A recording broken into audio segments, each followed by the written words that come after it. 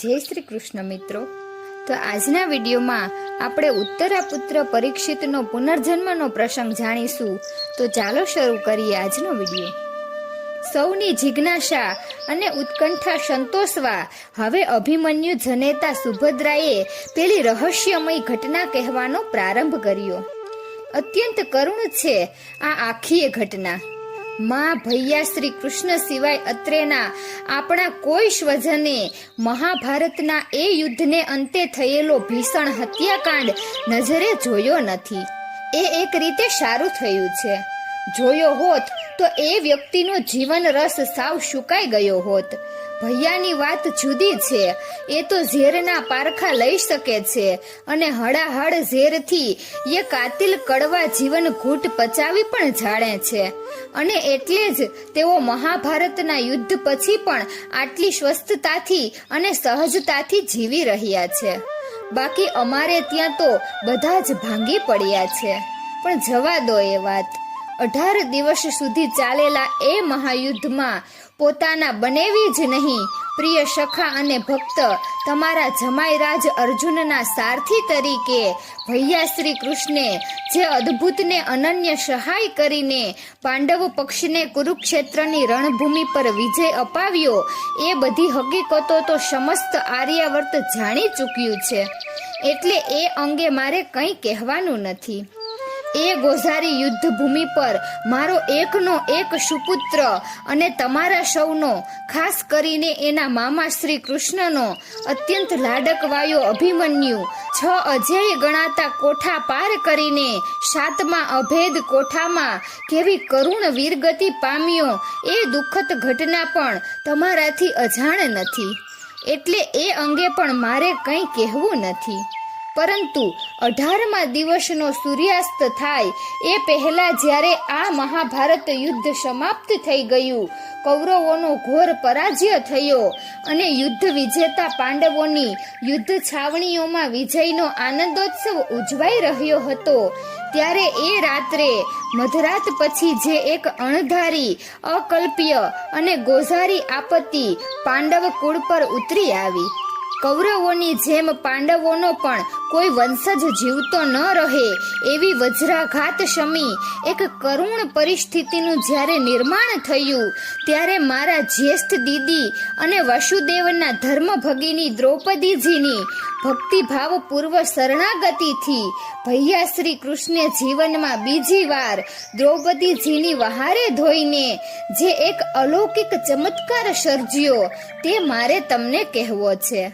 કેમ કે એ ચમત્કારની ભીતરમાં આજે અત્યારે આપણે જે વિષયની ચર્ચા કરીએ છીએ તે વિષયનું, અર્થાત શ્રી કૃષ્ણ આજીવન બ્રહ્મચારી છે, એ હકીકતનું પ્રમાણ રહેલું છે।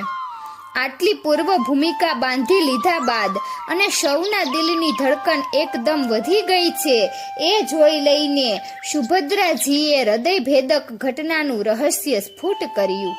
18મા દિવસનો સૂર્ય અસ્ત પામ્યો અને કાળ રાત્રિનું અંધારું અવની પર ઉતર્યું, ત્યારે કુરુક્ષેત્રની એ રણભૂમિમાં કઢંગી રીતે અને જીવલેણ ઘાથી ઘવાઈને ઢળી પડેલા અભિમાની કુરુરાજ દુર્યોધનનો મૃતદેહ શોધવા એના જીવતા રહી ગયેલા 2 જીગરજાન મિત્રો અશ્વત્થામા અને કૃતવર્તા તથા સદાય કૌરવોને વફાદાર રહેલા કુલગુરુ કૃપાચાર્ય, એ 3 જણા આમ તેમ દોડ કરીને તારાઓના આછઘેરા અંધકાર વચ્ચે આંખો ફાડી ફાડીને મૃત સૈનિકો અને યોદ્ધાઓના મળદાને ફંફોડવાનો મરણિયો પ્રયાસ કરી રહ્યા હતા। કદાચ એ મળદાના ઢગલામાંથી દુર્યોધનનો મૃતદેહ હાથ લાગી જાય, એકાએક એમના કર્ણપટલ પર કોઈ ઘવાયેલ પણ જીવિત વ્યક્તિના કણસવાનો દુઃખદ અવાજ અથડાયો અને 3 જણા મળદાના ઢગ પાર કરીને એ અવાજની દિશામાં દોડ્યા। જઈને જુએ છે તો ખુદ દુર્યોધન જ, અત્યંત બુરી રીતે ઘવાયેલા અને લોહીના ખાબોચિયામાં તરફડતા દુર્યોધનનો હજી જીવ જતો ન હતો, કેમ કે અંતકાળે હજી પણ એના દ્વેષી મનમાં ભભૂકી રહેલો પેલો વેરનો અગ્નિ શાંત થયો ન હતો। બલકે કૌરવ કુળનો સર્વનાશ નજરે નિહાળ્યા પછી તો એનો વૈરાગની જ્વાળામુખીની જેમ ફાટી નીકળ્યો હતો.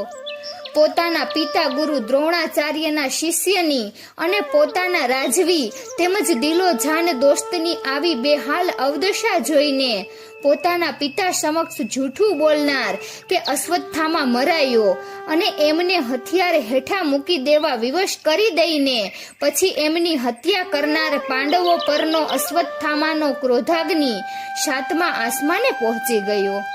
ભાન ભૂલેલા એ નરાધમે દુર્યોધનની જખમી જાંઘમાંથી વહી રહેલા રુધિરમાંથી હાથ બોળીને કાળ પ્રતિજ્ઞા લીધી કે અત્યારે જ હું જાઉં છું અને થોડી જ વારમાં આ 5 પાંડવોના શિર વાઢીને હે મિત્રો તમારા રક્ત ભીના ચરણોમાં જો ન જબોડી દઉં તો મારું નામ અશ્વત્થામા નહીં.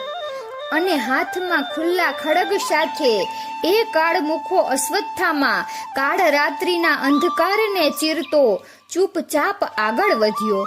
મધ્યરાત્રિ થઈ ચૂકી હતી અને 18 દિવસના સતત યુદ્ધના થાકથી શ્રમિત થયેલા સૈનિકો તથા સેના નાયકો તદ્દન નિર્ભય થઈને આજે ઘોર નિંદ્રામાં પોઢી ગયા હતા. એ સમયે દગાખોર દ્રોણપુત્ર પાંડવ શિબિરમાં પ્રવેશ્યો અને ત્યાં ઘસઘસાટ પોઢી ગયેલા 5 શિર એણે અંધારામાં વાઢી નાખ્યા.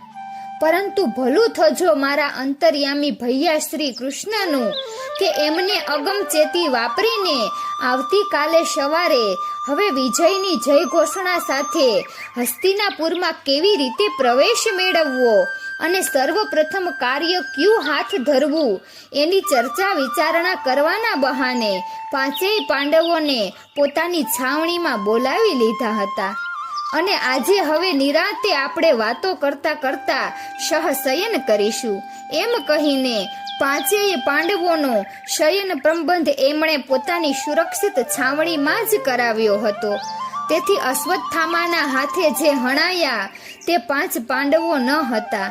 એ તો હતા પાંચાલીના 5 પુત્રો: યુધિષ્ઠિર પુત્ર પ્રતિવિંધ્ય, ભીમસેન પુત્ર શુતસોમ, અર્જુન પુત્ર શ્રુતકર્મા, નકુલ પુત્ર શતાનીક અને સહદેવ પુત્ર શ્રુતસેન. આટલું બોલતા બોલતા તો લાગણીશીલ સુભદ્રાજીનું હૈયું એકદમ ભરાઈ આવ્યું. માતા રોહિણી દેવી અને ભાભીઓની આંખો પણ અશ્રુભીની થઈ ગઈ. તાત્કાલિક પાણી મંગાવવામાં આવ્યું. સૌએ જલપાન કરીને પુનઃ સ્વસ્થતા પ્રાપ્ત કરવાનો પ્રયત્ન કર્યો. વિરાંગના સુભદ્રાએ થોડી જ ક્ષણોમાં હૈયું કઠણ કરીને આગળ કહેવા માંડ્યું. ઘાતકી અશ્વત્થામા તો હરખાતો એ 5 કાપેલા ને રક્ત નીકળતા શિર લઈને દુર્યોધનને વધાઈ આપવા દોડી ગયો. પરંતુ તારાઓના પ્રકાશમાં એ 5 ચહેરા ઓળખી ગયેલા દુર્યોધનનો વેર ભૂખ્યો આત્મા કકડી ઉઠ્યો. મૃત્યુશૈયા પર પડ્યા માથું પછાડીને અને ઘોર આક્રંદ કરીને અશ્વત્થામા પર ફિટકાર વરસાવતા તેણે કહ્યું, દુષ્ટ બ્રહ્મ રાક્ષસ, તને ખબર નથી કે તે વગર વિચારીએ આ કેવું ભયંકર પાપ કરી નાખ્યું. હે કાતિલ કાળમુખા, તે તો પાંડવોને બદલે 5 પાંડવ પુત્રોને હણી નાખ્યા. નરાધમ, તને તો રો નરકમાં પણ સ્થાન નહીં મળે. કુળઘાતક, તે તો મહારાજ શાંતનુના વંશનો એક પણ દીપક જલતો ન રહેવા દીધો. પૂર્વજનોને અને અમને પિંડદાન કરનારો હવે તો એક પણ વંશજ ન કૌરવ કુળમાં જીવિત રહ્યો છે ન પાંડવ કુળમાં. અવિચારી અશ્વત્થામા, તને ધિક્કાર છે. તારું કાળું મોં લઈને તું મારી નજર આગળથી દૂર થા. અને પાછળથી આ બધું કુલગુરુ કૃપાચાર્ય જ્યારે એમને કહ્યું ત્યારે અમને ખબર પડી કે જિંદગીમાં ક્યારેય પશ્ચાતાપના આંસુ ન સારનારો દુર્યોધન એ રાત્રે કુરુક્ષેત્રની યુદ્ધભૂમિ પર માથા પછાડીને રડ્યો અને પાંડવોની ક્ષમા યાચતા એણે પ્રાણ ત્યાગ્યા. આ બાજુ સવાર પડતા અશ્વત્થામાના આ હત્યાકાંડથી સ્મશાનવત બની ગયેલી અમારી પાંડવ છાવણીમાં સતી દ્રૌપદીની હાલત તો કોઈથી જોઈ જતી ન હતી. ભૈયા શ્રી કૃષ્ણની છાવણીમાંથી પ્રાતઃકાળે વિદાય લઈને હવે વિજેતા તરીકે હસ્તિનાપુરમાં પ્રસ્થાન કરવા પોતાની છાવણીમાં પરત આવેલા પાંચેય પાંડવોથી આ કારમો વજ્રઘાત સહ્યો ન જાય એમ હતો. તો બીજી બાજુ પાંચ પુત્રોની જનેતા એક રાતમાં પુત્ર વિહોણી બની જતા જે રીતે હૈયા ફાટ રુદન કરતી હતી, એના ચોધાર આસુડાની ધારા છાવણીમાં રેલાયેલા પુત્ર રુધિરમાં જે કારુણ્યથી ભળી જતી હતી, એ જોઈને જ્યેષ્ઠ પાંડવ પુત્ર યુધિષ્ઠિર અને શ્રેષ્ઠ ધનુર્ધર અર્જુન કિંકર્તવ્ય મૂઢ થઈને પાંચાલીની પાસે નતમસ્તકે બેસી ગયા હતા.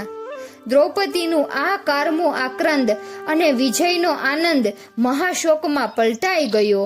એ ઘા ભીમસેનથી જીરવાયો નહીં અને પોતાની ગદા હવામાં વીંઝીને એમણે ચિત્કાર સહ કહ્યું, હું એ હત્યારાને નહીં છોડું. હું એ બ્રહ્મ રાક્ષસના ટુકડે ટુકડા કરી નાખીશ. હું એને પાતાળમાંથી પણ શોધીને એના પ્રાણ લઈશ, તો જ મારો આ વૈરાગની હવે તો બુઝાશે. અને એવી ગર્જનાઓ કરતા કરતા મારા જેઠ શ્રી ભીમ અશ્વત્થામાને ઢૂંઢવા છાવણીની બહાર દોડી ગયા. એટલામાં તો આ દુઃખદ ઘટનાના સમાચાર મળતા જ ભૈયા શ્રી કૃષ્ણ વિદ્યુત વેગે પાંડવ છાવણીમાં દોડી આવ્યા અને જોયું તો એક બાજુ હણાયેલા 5 પાંડવ પુત્રોના માથા વગરના અને લોહી નીકળતા ધડ ધરા પર પડ્યા હતા, ને બીજી બાજુ ધર્મરાજ યુધિષ્ઠિર હતપ્રભ થઈને જાણે પાષાણ પ્રતિમા જેવા શૂન મૂન બેસી રહ્યા હતા અને એમની બાજુમાં નતમસ્તકે બેઠા હતા એમના ભ્રાતા ધનુર્ધર ધનંજય. તો ત્રીજી બાજુ નતમસ્તકે ઉભેલા સહદેવ, નકુળ અને સાત્યકી જાણે કે કુરુક્ષેત્રની રુધિર તરસી ધરતીને પૂછી રહ્યા હતા કે શું હજીએ તારી રુધિર તૃષા તૃપ્ત નથી થઈ માં ધરિત્રી? તો આ બાજુ હું અને ઉત્તરા મહા મુસીબતે જેમને પકડી રાખીને બેઠા હતા તે સતી દ્રૌપદી વાસુદેવને જોતા જ પોક મૂકીને બોલ્યા, હું લૂંટાઈ ગઈ ભૈયા શ્રી કૃષ્ણ, મારો તો સર્વનાશ થઈ ગયો. પરંતુ ભૈયા શ્રી કૃષ્ણની દુરંદેશી આવી અકલ્પ્ય ઘટનાથી જરા પણ વિચલિત થાય એમ હતી નહીં. સમગ્ર પરિસ્થિતિ પામી ગયેલા ભૈયાએ એકદમ કહ્યું, પાર્થ, જટ રથ પર આ રૂઢ થા. દ્રોણ પુત્ર અશ્વત્થામા દિવ્ય અસ્ત્ર વિદ્યાનો જાણકાર છે. ભીમ ગમે તેટલો બહાદુર હોય છતાં એને નહીં પહોંચી શકે. ચાલ જલ્દી, તારા ગાંડીવ ધનુષ્યની કદાચ જરૂર પડી જશે. અને એક ક્ષણનો પણ વિલંબ કર્યા વિના શાળા બનેવીની એ કુરુક્ષેત્ર જોડી હવે આ ભીષણ હત્યાકાંડનો આખરી દવ ઓલવવા રથારૂઢ થઈને ભીમ અશ્વત્થામાની શોધમાં ઉપડી ગયા. પછી તો હે માતેશ્વરી, હે ભાભીશ્રીઓ, જે કંઈ બન્યું અને જે રીતે આ દુઃખદ પરિસ્થિતિ પર પડદો પડ્યો એની સાચી માહિતીથી અમે સૌ તો અજ્ઞાત જ રહી ગયા. કેમ કે પછી તો ન કોઈનામાં કશું બોલવાના હોશ હતા કે ન કોઈનામાં કશું પૂછવાના. પરંતુ એ ઘટનાના 4-5 મહિના પશ્ચાત એક બીજી એવી ચમત્કારિત ઘટનાનું ભૈયા શ્રી કૃષ્ણ દ્વારા નિર્માણ થયું, જેમાં ભૈયા શ્રી કૃષ્ણ આજીવન બ્રહ્મચારી જ છે એ હકીકતની સત્યતા પર પૂર્ણ પ્રકાશ પડ્યો અને આકાશવાણીએ એમાં સૂર પરોવ્યો. ત્યારે એ રાત્રે મેં ખૂબ હઠ કરી એટલે તમારા જમાઈ રાજે મને અશ્વત્થામાએ કેવો મહાન અનર્થ કરેલો તેની અથથી ઈતિ વાત કહી. હવે જો હું તમને અત્યારે એ વાત ન કહું અને સીધી પેલી રહસ્યમય ઘટના જ કહું તો તમને એ દિવસની કારમી કસોટીની ગંભીરતાનો ખ્યાલ નહીં આવે. તેથી સર્વપ્રથમ હું તમને અશ્વત્થામાના અનર્થની વાત તમારા જમાઈએ મને જે પાછળથી કહેલી તે એમના જ શબ્દોમાં કહું છું. આટલું કહીને સુભદ્રાએ માતેશ્વરી સામે જોઈને પૂછ્યું, માં, તમને કંટાળો તો નથી આવતો ને? શ્રી રાધાની વાતો સાંભળવા ભેગી થઈને મારી આ ભાભીઓને હું ભૈયાની વાતો કરવા બેસી ગઈ એ જોઈને તમને અણગમો તો નથી થતો ને? તરત જ રોહિણીમાં બોલ્યા, દીકરા, તારા મુખેથી તારા ભૈયાના પરાક્રમોની વાતો હું છેક તારા ને એના બચપણથી સાંભળતી આવી છું, અને આજે તું જે કહી રહી છે એ તો ખુદ તારો એ મોટો ભાઈ પણ અમને કદી ન કહે એવી ગુપ્ત અને રહસ્યમય ઘટના છે. પછી કંટાળો ક્યાંથી આવે? ઉપરથી જિંદગીમાં ક્યારેય નહોતો આવ્યો એવો આનંદ તમને બધાને ભેગા થઈને લાલાની વાતો કરતા જોઈને થાય છે. હવે રહી રાધાની વાત, તું ક્યાં નથી જાણતી કે તારો એ મોટો ભાઈ જે કંઈ પરાક્રમ કરે યા ચમત્કાર સર્જે એમાં એ તો કેવળ સર્જનહાર છે. એની સર્જન શક્તિ ગણો કે આહલાદીની શક્તિ કહો, એ બધું તો એના ગોલોકેશ્વરી શ્રી રાધાજી જ છે. તેથી શ્રી કૃષ્ણની વાત કરે કે શ્રી રાધાની બંને એકરૂપ ને એકાકાર હોવાથી તથા અભિન્ન અને અભેદ હોવાથી એકની કથામાં બીજાની કથા પુષ્પમાં સુગંધ ભળે એમ ભળી જ જાય છે. માટે અમારા ગમા અણગમાની ચિંતા છોડી દઈને તું હવે આ રહસ્યમય ઘટના પૂરી જ કર. હમણાં સાંજ પડી જશે ને દાઉ કે શ્યામ જો અહીં આવી ગયા તો તારી આ કથા અધૂરી રહી જશે બેટા. માટે સમય બગાડ્યા વિના પૂર્ણાહુતિ કર.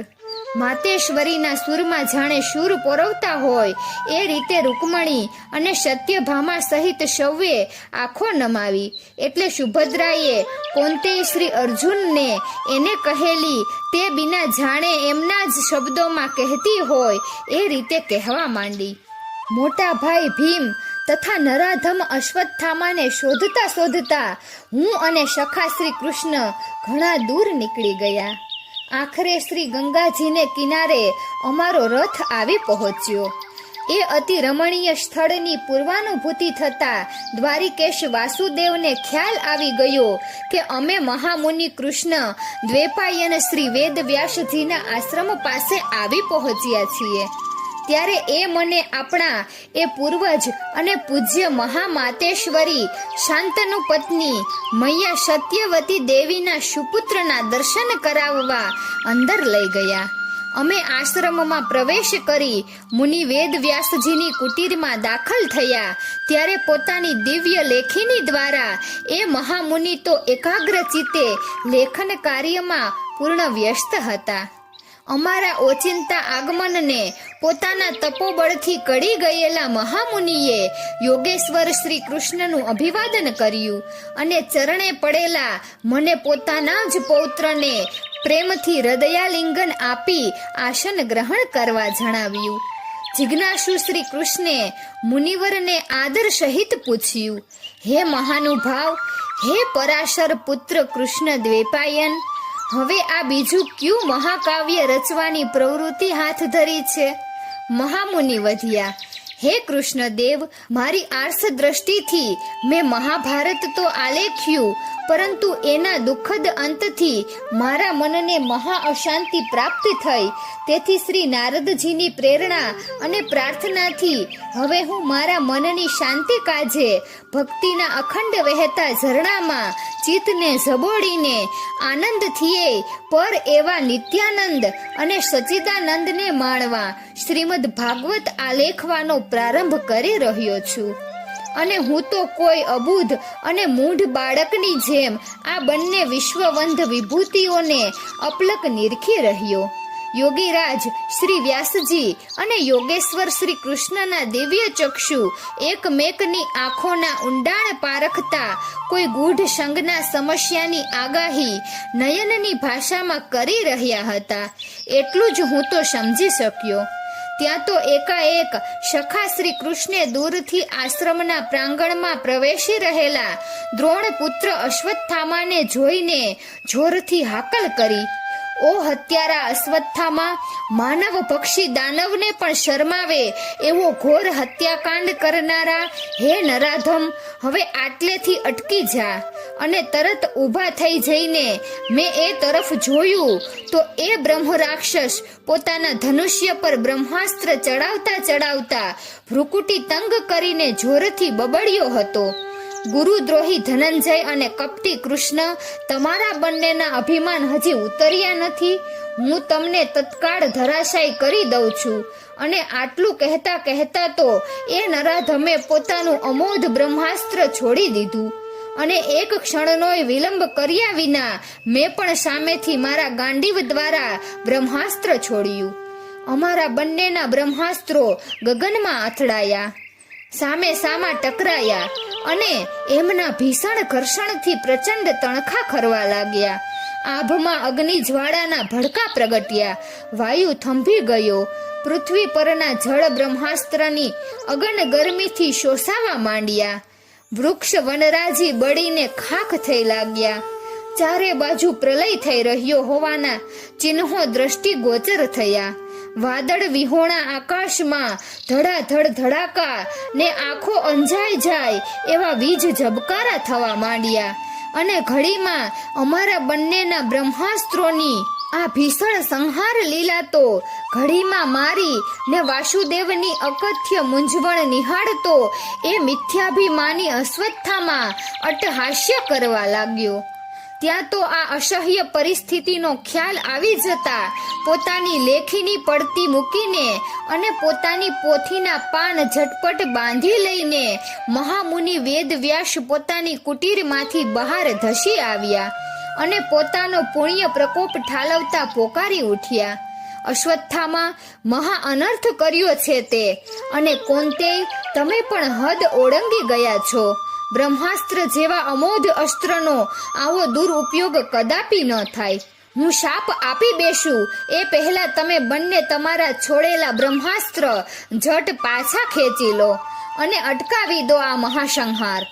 અને શ્રી કૃષ્ણના ઈશારે તથા મહામુનિના વચનોનું માન જાળવવા મેં તત્ક્ષણ મંત્ર ભણીને મારું બ્રહ્માસ્ત્ર પરત ખેંચી લીધું. પરંતુ આ શું? દ્રોણ પુત્ર અશ્વત્થામા તો હવે પાંદડાની જેમ થરથર કાપી રહ્યો હતો અને એણે વહેતું મૂકેલું બ્રહ્માસ્ત્ર હવે આકાશમાં તીવ્ર ગતિથી ઘુમરાઈ રહ્યું હતું. ક્રોધે ભરાયેલા મુનિ વેદવ્યાસે આખરી ગર્જના કરી, નરાધમ, બ્રહ્માસ્ત્રને પાછું ખેંચે છે કે નહીં? બોલ, કે પછી તારો કાળ તને અહીં ખેંચી લાવ્યો છે એમ સમજી.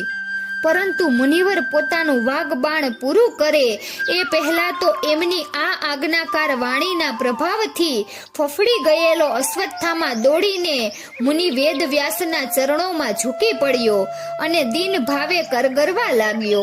મને માફ કરી દો મુનિશ્રેષ્ઠ, અધૂરી આવડતના બળે હું ક્રોધાગ્નિને વશ થઈ આ બ્રહ્માસ્ત્ર છોડતા શું તો છોડી બેઠો છું, પણ તાત એ પાછું વાળવાની વિદ્યા મને સાધ્ય ન હોવાથી હું લાચાર છું. બ્રહ્માસ્ત્ર ફેંકવાનું જ્ઞાન મને સાધ્ય હતું, તેથી હે મુનિવર, મેં તો આ બંનેના નાશ માટે બ્રહ્માસ્ત્ર છોડ્યું હતું. પ્રભુ, આપ તો જાણો છો કે એકવાર છૂટી ગયેલું બ્રહ્માસ્ત્ર ભોગ લીધા વિના શમતું નથી, અને એને જો બલી નહીં મળે તો એ પાછું મારા પર જ તૂટી પડશે ને મારા પ્રાણ હણશે. આટલું તૂટક અને માંડ માંડ બોલી શકેલો અને ભયથી થર થર ધ્રુજતો અશ્વત્થામા પછી હતી એટલી હિંમત એકઠી કરીને ઝડપથી ત્યાંથી ભાગી છૂટતા પહેલા બોલી ઉઠ્યો, પાંડવો અને આ શ્રી કૃષ્ણ તો હવે ખરિયા પાન જેવા છે. એ આજે નહીં તો કાલે કાળ ધર્મ પામવાના જ છે. તેથી એમને કોઈને ન મારતા હવે હું મારા બ્રહ્માસ્ત્રનું લક્ષ્ય બદલું છું. કૌરવ કુળનો કોઈ વંશજ જીવતો ન રહ્યો હોત તો પછી હવે પાંડવ કુળનો પણ કોઈ વંશજ શા માટે જીવિત રહે? મહાભારતે સર્જેલો સર્વનાશ મારા બ્રહ્માસ્ત્રથી ભલે પૂર્ણ વિરામ પામતો. હે મહાભારતના સર્જકો, હું મારા મંત્ર બળે આ છૂટી ગયેલા બ્રહ્માસ્ત્રને હવે અર્જુનની પુત્રવધુ ઉત્તરાના ગર્ભમાં જે જીવાત્મા છે તેનો નાશ કરવા રવાના કરું છું. આટલું કહેતો એ દોટ મૂકીને ત્યાંથી ભાગ્યો. એની આ ભયંકર મેલી મુરાદ સાંભળીને ફફડી ગયેલા મેં તરત જ ગાંડીવ સજ્જ કરીને એના બ્રહ્માસ્ત્રને રોકવા મારું બ્રહ્માસ્ત્ર પુનઃ છોડવાની તૈયારી કરી.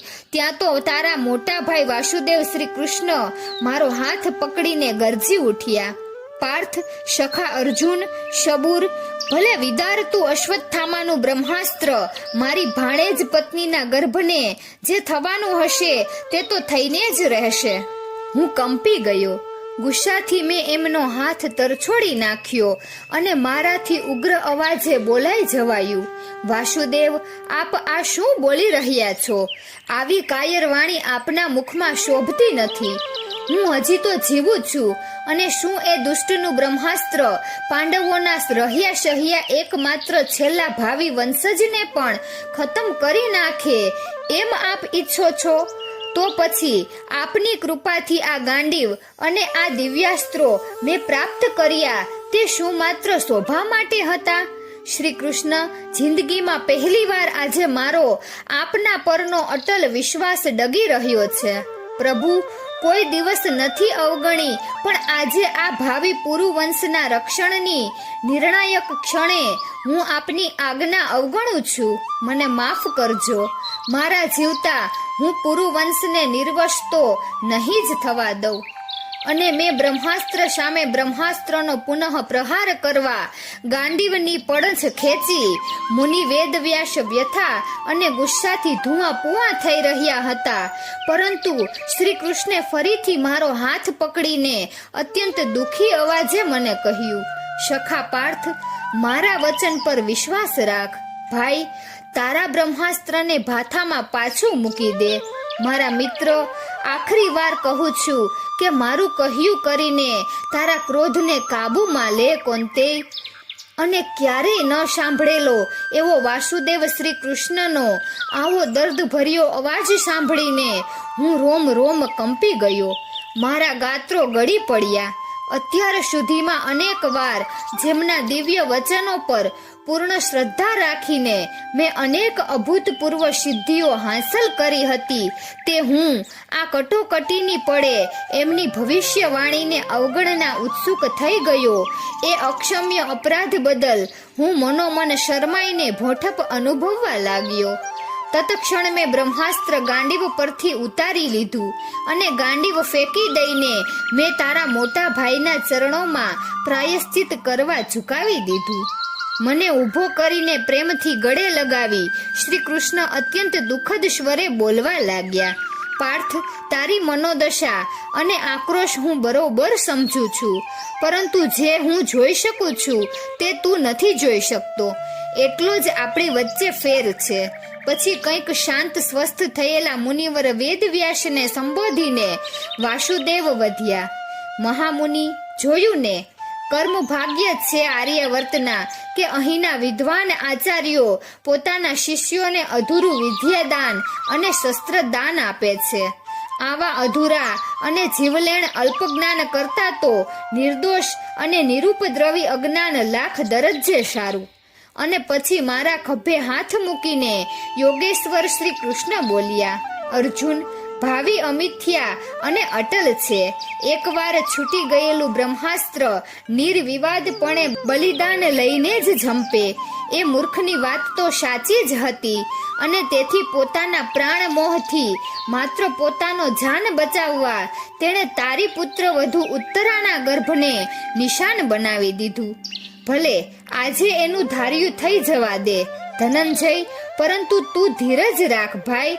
હું તારા ક્રોધાગ્નિને તાત્કાલિક શાંત પાડવા હવે જે કહું છું તે તું વિશ્વાસથી સાંભળ. એક અર્થસૂચક નજર સ્થિત પ્રજ્ઞ મુનિ વેદ વ્યાસ પર નાખીને પરમ બ્રહ્મ પરમાત્મા શ્રી કૃષ્ણ યુગ વાણી ઉચ્ચારી રહ્યા, આ નરાધમ અશ્વત્થામાં હવે અમર હોવા છતાં જીવતો મરેલા બ્રહ્મ રાક્ષસ હોય એ રીતે યુગો સુધી ભારે અશાંતિથી રીબાઈને આ ધરતી પર ભટક્યા કરશે. એ મોક્ષનો અધિકારી હવે હરગીજ નહીં થઈ શકે. અને એક બીજી વાત, આ સિદ્ધ યોગી કૃષ્ણ દ્વૈપાયનની સાક્ષીમાં હું તને કહું છું, જે તું તારા મનમાં જ રાખજે. સમય આવ્યા પહેલા કોઈને પણ મારી બહેન સુભદ્રાને કે સતી દ્રૌપદીને પણ કહીશ નહીં. જા, હું તને વચન આપું છું કે બ્રહ્માસ્ત્રથી મૃત્યુ પામેલો ઉત્તરાનો એ ગર્ભ જ્યારે મૃત બાળક રૂપે અવતરશે ત્યારે હું એને જીવનદાન આપીશ. પણ આ વાત તદ્દન ગોપનીય રાખજે. જાણે કંઈ બન્યું જ નથી એટલી સ્વસ્થતા જાળવજે. વાસુદેવ શ્રી કૃષ્ણનો ઈશ્વરી અવાજ આશ્રમના વાતાવરણમાં ક્યાંય સુધી પડઘાતો રહ્યો અને મુનિ વેદ વ્યાસની આજ્ઞા લઈ અમે બંને ઝડપથી ત્યાંથી પાછા વળી ગયા. પૂજ્ય માતેશ્વરી, વંદનીય ભાભીશ્રી, આ એક સત્ય ઘટના કે જે મહાભારતના યુદ્ધને અંતે બીજે જ દિવસે બનેલી તે ભૈયા શ્રી કૃષ્ણ અને તમારા જમાઈ વચ્ચે અત્યંત ગુપ્ત રહેલી. ભૈયાએ સોગંદ આપેલા એટલે એમણે ખુદ મને પણ છેવટ સુધી આ વાતથી અંધારામાં જ રાખેલી. બનવા કાળ હતું તે બની ગયું. સતી પાંચાલીના 5 પુત્રો હણાયા. તેમનો કારમો શોક ધીરે ધીરે વિસરે પાડીને હવે તો હું અને દીદી દ્રૌપદીજી અમારી સગર્ભા પુત્રવધુ ઉત્તરાના સ્વાસ્થ્યને જાળવવા રાત દિવસ પડછાયાની જેમ એની સાથે ને સાથે રહેવા લાગ્યા. ખૂબ ડાહીને સમજુ અમારી ઉત્તરા પોતાના સ્વર્ગસ્થ પતિ અભિમન્યુની એકમાત્ર નિશાની અને પાંડવ કુળના ભાવિ કુળદીપકને પોતાની કુખે જન્મ આપવાની મંગલ ઘડી ક્યારે આવે એની રાહ જોતી દિવસો પસાર કરવા લાગી. આ બાજુ મહાભારતનું યુદ્ધ પૂરું થયે 4-6 મહિના પસાર થઈ ગયા. બધું થાળે પડતું ગયું. પુત્રવધુ ઉત્તરા માટે પ્રસવકાળ તદ્દન નજીક ગયો તો બીજી બાજુ ધર્મરાજ યુધિષ્ઠિરના ચિત્તને જરા પણ ચેન શાંતિ ન હતા. 6 મહિના થઈ ગયા છતાં હજી એમના કાનમાં યુદ્ધની રણભેરીઓના પડઘા પડતા હતા. આટલા બધા સ્વજનોને પૂજ્ય વડીલોની જાનહાનિ થઈ તેનાથી હજી તેમના જીવને કળ વળતી ન હતી. 24 કલાક તેઓ દુઃખમગ્ન અને વ્યગ્ર વ્યથિત રહેતા હતા. તમારા જમાઈરાજથી પોતાના સત્ય પ્રિય જ્યેષ્ઠ બંધુની આ માનસિક અશાંતિ જોઈ જતી ન હતી. તેથી મહારાજ યુધિષ્ઠિરનું ચિત્ત શાંત થાય અને એમનું મન કામમાં પરોવાય તે માટે અન્ય 3 ભ્રાતાઓ સાથે મસલત કરીને અને મંત્રીમંડળ તથા ગુરુવર્યની સંમતિ પ્રાપ્ત કરીને તેમણે ભગવાન રામચંદ્રે રામાવતારમાં કર્યો હતો તેવો અશ્વમેઘ યજ્ઞ કરવાની યોજના તૈયાર કરીને મહારાજ યુધિષ્ઠિર આગળ મૂકી એકવાર નરોવા કુંજરોવા જેવા સંદિગ્ધ ભ્રામક જવાબ આપી ચૂકેલા ધર્મરાજ હવે તો કોઈ પણ વાતનો વિરોધ કરતા ન હતા. તેથી તમને જેમ યોગ્ય લાગે તેમ કરો એટલું કહીને એમણે સંમતિ આપી દીધી. અશ્વમેઘ યજ્ઞની મંગલ શરૂઆત થઈ ગઈ.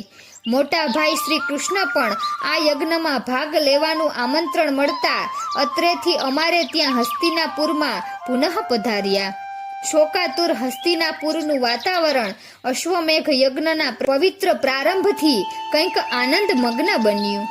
સૈનિકોમાં અનેરો ઉત્સાહ વ્યાપી ગયો.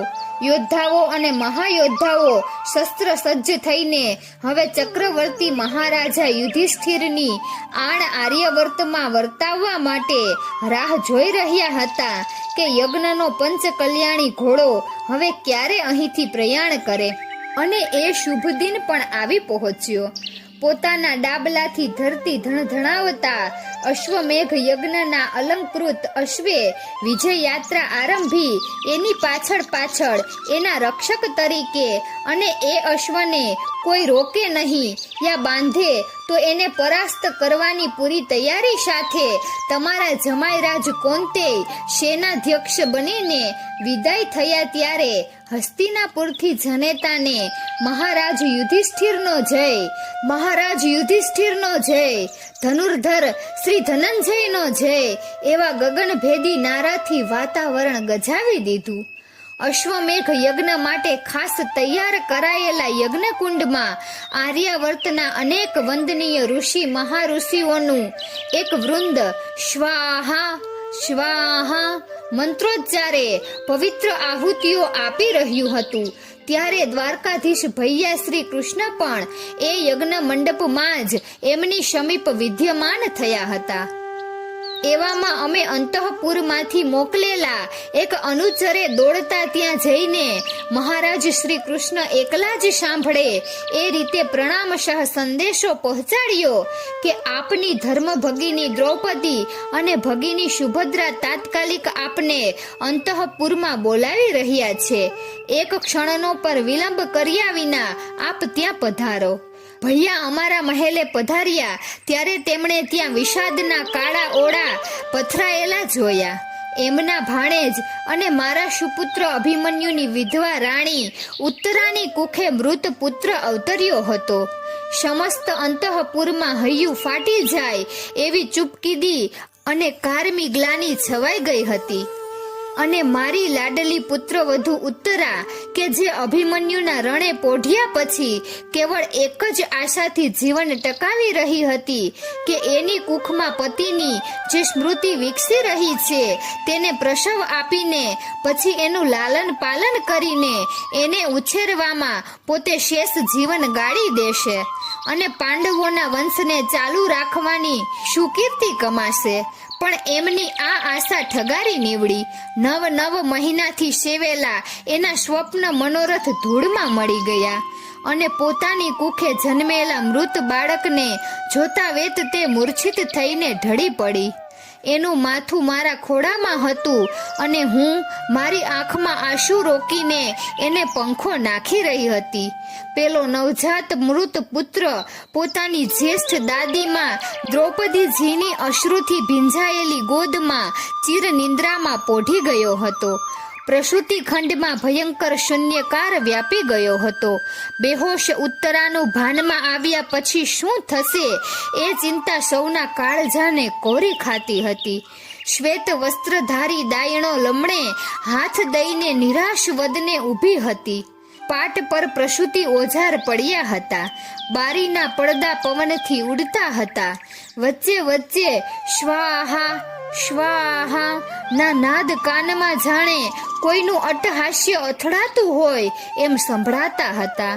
મૃત પુત્ર વચ્ચે વચ્ચે એક અછળતી નજર નાખી એ વિશાળ ખંડના દૂર આસને બિરાજેલા પૂજ્ય માતેશ્વરી કુંતા માતા બારી બહારના ગગન સામે એવી રીતે તાકી રહ્યા હતા કે જાણે દ્વાપર યુગને પૂછી રહ્યા ન હોય કે શું મહાસંહારની આ છેલ્લી આહુતિ હતી. મારા પાંડુ પુત્રોને તો કુરુક્ષેત્રે વંશવારસ વિહોણા તે બનાવી દીધા, પણ એક છેલ્લી આશા હતી ઉત્તરાના ગર્ભની. એની કુખે પાંડવ વંશનો વેલો વધારનારો અવતરશે. મહાકાળ એ આશા પણ તે નિષ્ફળ બનાવી દીધી. નિષ્ઠુર આવું કંઈક ગણગણતા વૃદ્ધ કુંતા માતા ઉપરા ઉપરી નિશાસ નાખીને છાના આંસુ સારી રહ્યા હતા. જાણે કે પ્રગટ રડવાનો પોતાનો અધિકાર પણ કોઈએ છીનવી લીધો ન હોય એ રીતે. અને બરાબર એ જ વખતે ભૈયા શ્રી કૃષ્ણ કક્ષમાં પ્રવેશ્યા. એમના મુખારવિંદ પર તો આ ક્ષણે પણ એમનું પેલું સદાનો મલકામણું સ્મિત લહેરાતું હતું, જે નિહાળીને હું એકલી જ સાંભળું એ રીતે સતી દ્રૌપદી આશ્ચર્યથી બોલ્યા, સુભદ્રે, આ તારા આનંદ ધન યોગી ભૈયાને શું સંસારમાં કોઈ વિષાદ, કોઈ દુઃખ દર્દ સ્પર્શતા જ નહીં હોય? એમનું હાસ્ય તો કદી વિલાતું જ નથી. પણ પછી પોતાને ખોળે પોઢેલા નિર્જીવ બાળકને નિરખીને અને બેભાન ઉત્તરાનું મસ્તક ખોળામાં રાખીને માંડ માંડ આંસુ ખાડી રહેલી મને જોઈને એ પાંચાલ પુત્રીનો પ્રકોપ ભભૂકી ઉઠ્યો. વેદના ત્રસ્ત હૃદયે એ પોકારી ઉઠ્યા, હસો કૃષ્ણરાજ, હસો, આનંદો, લ્યો જુઓ મારા ખોળામાં પોઢેલી આ સંહાર લીલાની પૂર્ણાહુતિ. ખુશ થાવ, મારી કુખે જન્મેલા તો 5 પાંડવ પુત્રો આ યજ્ઞમાં લીલા નારિયેળની જેમ વધેરાઈ ગયા. તમારી બહેન સુભદ્રાનો લાડકવાયો અભિમન્યુ પણ કુરુક્ષેત્રના સંહાર યજ્ઞે હોમાયો, તોય તમારું રૂવાડું ના ફરક્યું. અને આજે અમારા પાંડવ વંશ વેલાનું આ આખરી ફળ પણ સુકાયેલું ને ચીમડાયેલું જ અવતર્યું. હવે હશો યોગેશ્વર શ્રી કૃષ્ણ, અમારા તમારી 2 બહેનોના દુર્ભાગ્ય પર હવે તમારે જેટલું હસવું હોય તેટલું હશો. અને દ્રૌપદીજી ગુસ્સામાં ને ગુસ્સામાં ધ્રુસકે રડી પડ્યા. વસ્ત્રહરણ વેળા ભર સભામાં પોતાની લાજ રાખનાર શ્રી કૃષ્ણને જે પોતાના દેવ, પોતાના ભગવાન કહેતા હતા, તેમણે આજે આવા સણસણતા વાગબાણ મારી રહેલા કૃષ્ણનો ક્રોધાગ્નિથી તૃપ્ત ચહેરો જોઈને અમે સૌ તો ડઘાઈ જ ગયા.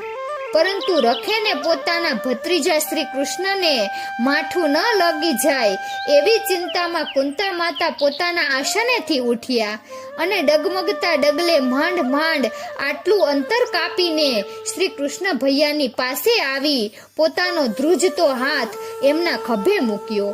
પરિસ્થિતિ પામી ગયેલા અંતર્યામી યદુનાથે ચારે દિશામાં એક નજર ફેરવી લઈને પછી સતી દ્રૌપદીની પાસે આવીને કહ્યું, કૃષ્ણા, મારી પ્રિય બહેન, પંચ મહાભૂતનો બનેલો આ બાળદેહ અત્યારે ભલે તારી ગોદમાં હોય અને તારી ચર્મચક્ષુથી તને ભલે એ મૃત ભાસતો હોય, પરંતુ બહેન પાંચાલી, જીવનની એક સત્ય પ્રતિજ્ઞામાં એટલી પ્રચંડ દિવ્ય તાકાત છે કે આ મૃતદેહમાં આત્માનો પુનઃ પ્રવેશ પણ શક્ય છે.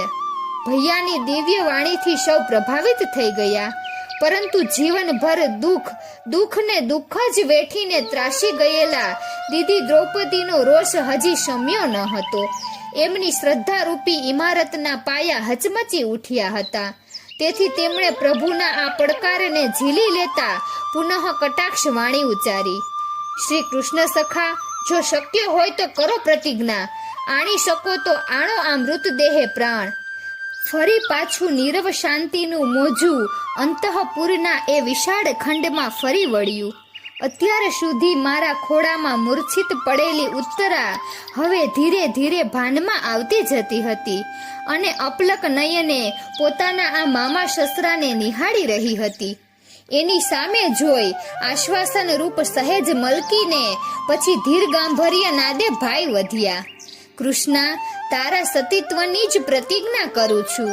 એમ કહીને શ્રી કૃષ્ણ ભૈયાએ સામે પડેલી યમુના જળની ઝારીમાંથી પોતાની અંજલિમાં નિર્ગ્રહી પ્રતિજ્ઞા ઉચ્ચારી, હે આત્મા, જો દ્વાપરની સર્વશ્રેષ્ઠ સતી પાંચાલી જ હોય તો એના સતીત્વની આણ આપીને કહું છું કે તું તારા આ નિશ્ચેતન શબમાં પ્રવેશીને આ મૃત બાળકની જીવન જ્યોત પ્રગટાવ. સૌ ફાટી આંખે જોઈ રહ્યા, કંઈ ન થયું, સબ નિશ્ચેતન જ રહ્યું. એમાં પ્રાણ સંચાર ન થયો, તે ન જ થયો. સૌના મોં પડી ગયા અને સતી દ્રૌપદી તો સમસમી ઉઠ્યા. મને એક ક્ષણ માટે વિચાર આવી ગયો, ભૈયા શ્રી કૃષ્ણે કૃષ્ણના સતીત્વ અહંકારને આ નિમિત્તે હણી નાખ્યો કે શું? પરંતુ પાંચાલ પુત્રી સતી દ્રૌપદીના સતીત્વમાં તો કોઈને પણ શંકા કરવાનું કારણ ન હતું. તો પછી આ પ્રતિજ્ઞાની આણ નિષ્ફળ કાં ગઈ? સૌ વિચારમાં પડી ગયા. આ બાજુ દ્રૌપદીના સતીત્વની આણ આપવા છતાં જ્યારે મૃત બાળ સળવળ્યો નહીં, ત્યારે પુનઃ એ વિશાળ ખંડમાં સ્મશાનવત શાંતિ પ્રસરી ગઈ. પોતાના ખોળામાં પોઢેલા પેલા મૃત પૌત્ર માથે હાથ મૂકીને બેઠેલા પાંચાલીના મુખ પર રોષ અને ક્ષોભની મિશ્ર લાગણીઓ વર્તાતી હતી. ત્યાં તો ભૈયા શ્રી કૃષ્ણે બીજી આણ ઉચ્ચારી, હે આત્મા, પાંડવ શ્રેષ્ઠ ધર્મરાજ યુધિષ્ઠિર આ દ્વાપર યુગના સર્વશ્રેષ્ઠ સત્યવાદી માનવ હોય તો એમના સત્યવાદીપણાની આણ આપીને કહું છું કે તું આ મૃતદેશમાં પ્રવેશીને એને સજીવન કર. આટલું કહીને શ્રી કૃષ્ણ ભૈયાએ અંજલિમાં બીજી વાર લીધેલું યમુના જળ પેલા મૃત બાળક પર છાંટ્યું. પરંતુ આશ્ચર્ય, આ દ્વિતીય આણ પણ નિષ્ફળ ગઈ. મૃત બાળક દ્રૌપદીના ખોળામાં નિશ્ચેતન જ રહ્યું. યુધિષ્ઠિર સત્યવાદી હોવાની હકીકત પણ શું ભ્રાંત પુરવાર થઈ? કંઈ સમજમાં આવ્યું નહીં. કુંતા માતા નીચે બેસી પડ્યા. બાળક જીવતું થવાના કોઈ જ ચિહ્નો દ્રષ્ટિગોચર ન થતા દ્રૌપદીની વિહવળતા એકદમ વધી પડી. ત્યાં તો પૂર્ણ પુરુષોત્તમ શ્રી કૃષ્ણની તૃતીય ઘોષણા સંભળાઈ, ઓ આત્મા, કુંતી પુત્ર અર્જુન જો આ દ્વાપરનો સર્વશ્રેષ્ઠ ધનુર્ધર હોય અને પાંડવો જ જો આ મહાભારતના યુદ્ધના સાચા વિજેતા હોય તો આ બંને ઐતિહાસિક સત્યોની આણ આપીને હું કહું છું કે તું આ બાળકને જીવિત કરવા એના મૃતદેહમાં પ્રવેશ કર. કહીને એમણે ત્રીજી વાર અંજલિ માનું જળ છાટ્યું. બધાને આશા બંધાઈ. આ પ્રતિજ્ઞામાં રહેલું સત્ય તો જગ જાહેર છે. કૌંતેય અર્જુન જ આ દ્વાપર યુગના શ્રેષ્ઠ ધનુર્ધારી સિદ્ધ થયા છે અને પાંડવો જ કુરુક્ષેત્રમાં વિજય મેળવીને હવે અશ્વમેઘ યજ્ઞ કરી રહ્યા છે. એટલે હવે તો આ બાળક જરૂર આંખ ખોલશે જ. બધાની નજર એ મૃત બાળક પર સ્થિર થઈ ગઈ. પરંતુ સૌના આશ્ચર્ય વચ્ચે આ ત્રીજી પ્રતિજ્ઞા પણ વ્યર્થ ગઈ. દ્રૌપદીની ગોદમાં પડેલો માનવ બાળ દેહ સહેજ પણ હલ્યો નહીં. એનામાં પ્રાણનો સંચાર થયો નહીં. એ જોઈ હિંમત હારી ગયેલી એની જનેતા ઉત્તરાએ હૃદય ભેદક ચીસ પાડી. મેં એને મારી છાતી સરસી ચાપી દીધી. હવે શું થશે? એ પ્રશ્ન ખુદ આ ખંડમાં એક પ્રશ્નાર્થ ચિહ્ન બનીને ઊભો રહી ગયો હતો. ત્રીજી સત્ય પ્રતિજ્ઞા આણની પણ કોઈ અસર વર્તાઈ નહીં અને પેલો મૃત બાળક તો હજી એમને એમ એક લોચની જેમ દ્રૌપદીના ખોળાને લજવી રહ્યો હતો. એક તણખલું પડે તોય એનો અવાજ સંભળાય એટલી નીરવ શાંતિ પ્રસરી રહી હતી. આ મૃત બાળકની જનેતા ઉત્તરા કરતાંય વધારે દુખી હવે તો એના દાદીમાં દ્રૌપદીજી થઈ રહ્યા હતા. એમનો બધો અહંકાર ઓગળી ગયો હતો. તેઓ અત્યંત દિનહીન અને નમ્રતાની પ્રતિમૂર્તિ સ્વરૂપ બની ગયા હતા. સામ્રાજ્ઞી દ્રૌપદી તરીકેની તેમની રૂઆબદાર પ્રતિભા મીણની જેમ ઓગળી ગઈ હતી. એમને પોતાની હસ્તીનું ભાન થઈ ગયું હતું. કૌરવ સભામાં પોતાની લાજ લૂંટવાની પેલી માર્મિક ક્ષણ જ્યારે આવી પહોંચી અને અન્ય તમામ આશાઓના ચૂરે ચૂરા થઈ જતા તેમણે ત્યારે જે શરણાગતિ ભાવથી ભૈયા શ્રી કૃષ્ણના નામનો આર્તનાદ ભર્યો પોકાર કરેલો તેવો જ શરણાગત પોકાર અત્યારે કરીને તેઓ બોલ્યા, મારા ભાઈ, મારા કૃષ્ણ પરમાત્મા, મારા વીરા, મને માફ કરી દો વસુદેવ. મારી આંખો આગળના પડદ હટી ગયા ઘનશ્યામ. તમે જ કરતા હરતા છો. તમે જ કૌરવ રાજસભાના ધૂત ભવનમાં મારી લાજ રાખી છે. મુરલી મનોહર, તમે જ પાંડવોને આજીવન સાથ આપ્યો છે. યાદવેન્દ્ર, પાંડવોને કુરુક્ષેત્રમાં વિજય બનાવનાર પણ તમે જ છો. સુદર્શન ચક્રધારી, તમે જ ધનુર્ધર અર્જુનના સારથી બનીને એના સાચા પથ પ્રદર્શક બન્યા છો. મારા પ્રભુ, હવે મને સમજાઈ ગયું કે તમે જ મારા જ્યેષ્ઠ પતિ યુધિષ્ઠિર મહારાજને આર્યવર્ત સમ્રાટ બનાવ્યા છે. યોગેશ્વર, અમે તો તમારી આગળ એક તણખલા જેવા છીએ નાથ. અમારા અગણિત અપરાધ ક્ષમા કરી અમારા પર દયા કરો દ્વારકાધીશ. મારી આટલી પ્રાર્થનાનો સ્વીકાર કરો અચ્યુત. પુરુવંશની આ પુત્ર જ્યોતને ઉગારી લો ઋષિકેશ, ઉગારી લો. અને શ્રી કૃષ્ણને બે હાથ જોડીને કરગરી રહેલા દ્રૌપદી ધ્રુસકે ને ધ્રુસકે રડવા લાગ્યા. ભૈયા શ્રી કૃષ્ણના મુખારવિંદ પરનું પેલું અલૌકિક મંદ મંદ હાસ્ય પુનઃ વિલસી રહ્યું. દ્રૌપદીની આ નમ્રતાપૂર્ણ પ્રાર્થનાનો ઐશ્વર્ય ભર્યો પ્રત્યુત્તર આપતા બાકે બિહારી શ્રી કૃષ્ણ બોલી ઉઠ્યા, ધન્ય છે તું બહેન કૃષ્ણા. તારી આ નમ્રતા, નિરહંકારિતા અને નિર્દોષતાએ જ મારા હૈયાને સદા જીતી લીધું છે અને તારા વિવેકયુક્ત વચનોથી જ હું સદા બંધાયેલો રહું છું. પ્રિય બહેની, મોડું પણ તને ભાન થઈ ગયું છે કે આખરે તો આ માયાવી સંસારમાં જે કંઈ પણ થાય છે તેનું માનવી તો નિમિત્ત માત્ર છે. કર્મફળ પ્રમાણે જ જે કંઈ વિધિ નિર્માણ હોય તે સારું નરસું તો થયા જ કરે છે. બસ મેં પાર્થને કુરુક્ષેત્રમાં જે ગીતા જ્ઞાન આપેલું તે મામેકમ શરણમ તે ચરિતાર્થ કરી બતાવ્યું. તેથી અત્યંત પ્રસન્ન થયેલો હું હવે ચોથી ને છેલ્લી જે પ્રતિજ્ઞા આણ આપું છું તે તું સાંભળ.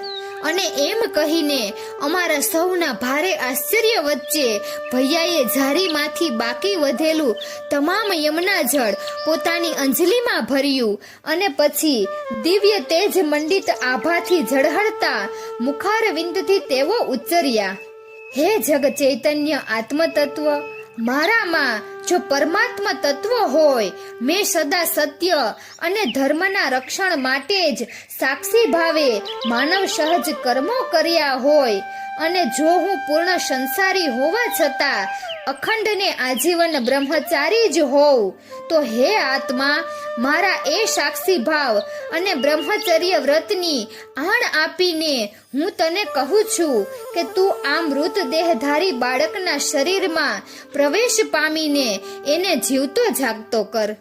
અને કરાંજલિ માનું યમુના જળ ભૈયા શ્રી કૃષ્ણે પેલા મૃત બાળ દેહ પર છાંટ્યું. તેની સાથે જ ગજબનો ચમત્કાર થયો. પાંચાલીના ખોળામાં પડેલો એ પિંડ ધીરેથી સળવળ્યો. ધીરેથી એણે આંખો ખોલી.